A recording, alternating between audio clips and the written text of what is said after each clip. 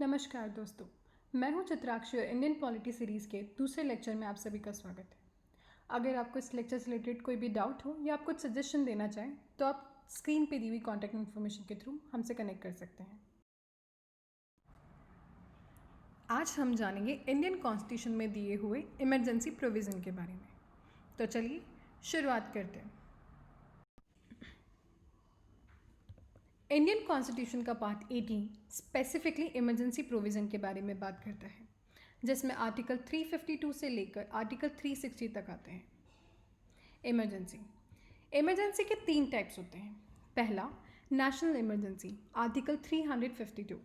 दूसरा, presidents rule article 356 and 365। और तीसरा, financial emergency article 360। National emergency के 2 टाइप्स होते हैं, internal emergency and external emergency. Similarly राष्ट्रपति रूल के भी 2 टाइप्स होते हैं, एक जो आर्टिकल 356 के तहत डिक्लेयर किया जाए और दूसरा जो 365 के तहत डिक्लेयर किया जाए। फाइनेंशियल इमरजेंसी के कोई टाइप्स नहीं होते हैं। आज के लेक्चर में हम लोग नेशनल इमरजेंसी की शुरुआत करेंगे। जैसा कि हम देख सकते हैं, नेशनल इमरजेंसी के 2 टाइप्स होते हैं, इंटरनल इमरजेंसी और एक्सटर्नल इमरजेंसी। इंटरनल इमरजेंसी तब डिक्लेयर की जाती है जब देश में आर्म रेबेलियन हुआ हो, यानी कि भारत के ही कुछ लोग हमारे सिस्टम के खिलाफ हथियार लेकर रास्ते पर उतर आए हों और उसी की वजह से देश की सुरक्षा पर कोई खतरा हो।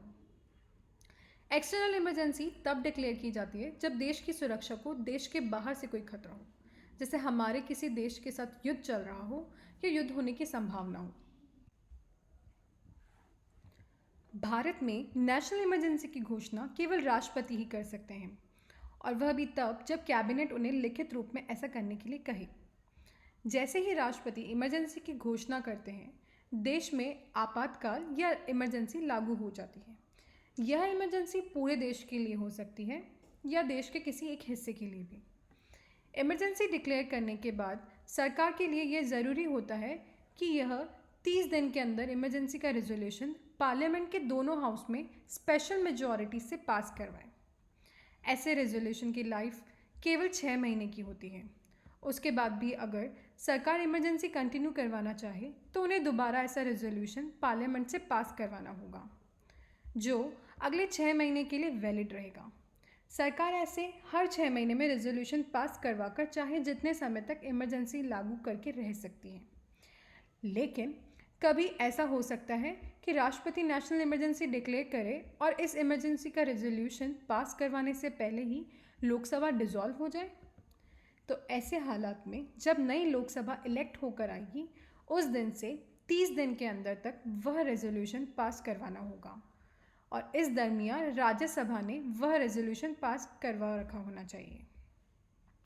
तो अब तक हमने देखा कि नेशनल इमरजेंसी कैसे इम्पोज हो जाती है, और अब हम देखेंगे नेशनल इमरजेंसी का देश के ऊपर कैसा प्रभाव पड़ता है, यानी उसके इफ़ेक्ट्स क्या होते हैं।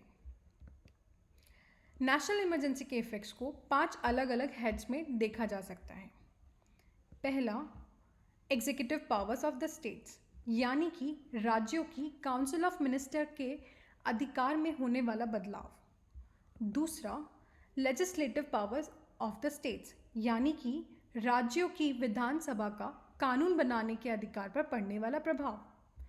तीसरा, financial relation of union and states, यानी केंद्र सरकार और राज्य सरकार में रेवेन्यू डिस्ट्रीब्यूशन कैसे होगा।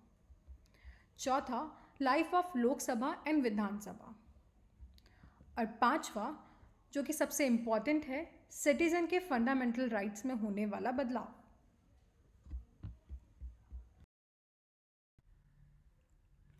तो इस लेक्चर में हमने देखा नेशनल इमरजेंसी को कैसे इम्पोज किया जाता है। नेक्स्ट वीडियो में हम फिर मिलेंगे, जहाँ पर हम इफ़ेक्ट्स को डिटेल में जानेंगे। अगर आपको हमारा वीडियो पसंद आया हो तो इसे लाइक करें, कमेंट करें और शेयर करें। और हाँ, सब्सक्राइब करना ना भूलें हमारे ई शारदा यूट्यूब चैनल को। Thank you.